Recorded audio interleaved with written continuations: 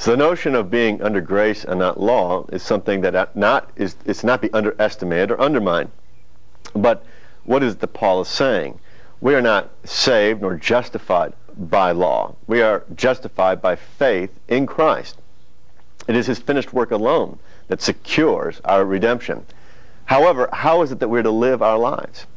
Is it by every whim or every fancy of our own wicked heart, a deceitful heart, by the way, that we cannot know?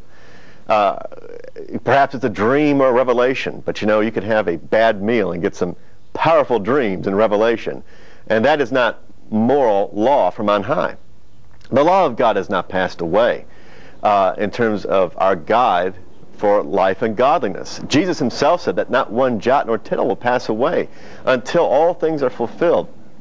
And so Christ, as the fulfillment of the law, gives us the grace, which is divine almighty power made effective on our behalf.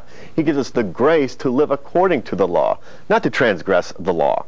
We see in Romans 6:1, shall we sin that grace may abound? God forbid. And how is it that we know that we sin?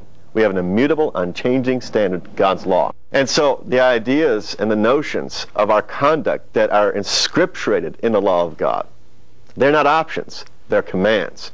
And they've not been nullified or abridged in any way by Christ's finished work. In fact, now that law is written upon our heart and our minds, and we're given grace to follow hard after them in a way that was not possible in the old dispensation. Of course, Christianity is ultimately personal and intimate. We come, by the finished work of Jesus Christ, into a living, real, and vital relationship with God. The creation can touch the Creator, through Christ. That brings joy unspeakable and full of glory. There can be no doubt. But then what?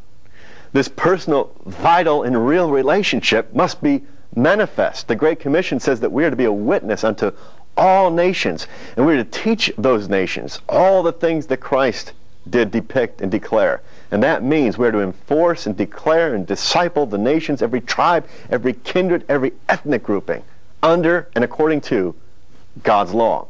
And so the idea that our religion is only personal is actually heretical. That's an ancient heresy called Gnosticism, where they said that the material world was evil and the unseen world was innately spiritual. And that's why so many Christians in that era, and even today, don't have a proper view, for example, of sexuality, the family, the role of the church, their role in society, and even the idea of work and creating wealth. They think the material world is evil, and therefore they must cultivate spiritual monastic ideas to be closer to Christ. But the idea of being close to Christ, the chosen fast of God, is to go out and set at liberty the captives. So whether that's preaching the gospel to men so that they may be redeemed, or whether that means going into the civil realm as a politician and declaring the crown rights of Jesus Christ there and ruling diligently according to the law of God, or whether that means being a homeschooling mom and raising a generation of champions for Jesus Christ. At every realm, Christ, the expression of the gospel, his life is real, it is vital, and therefore it must have an outward flow.